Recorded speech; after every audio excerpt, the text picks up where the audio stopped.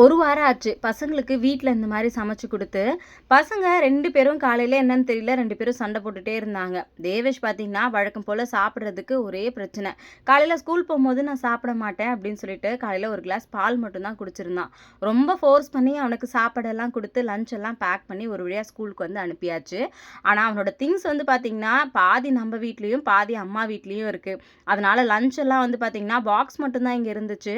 Lunch கூடையிலேருந்து அவனோட snacks box, towel எல்லாமே அம்மா வீட்ல தான் இருக்கு. ஷூ, சாக்ஸ் எல்லாமே அங்க தான் இருக்குன்னு காலையில சொல்லும்போதே எனக்கு பயங்கர டென்ஷனா தான் வந்து இருந்துச்சு.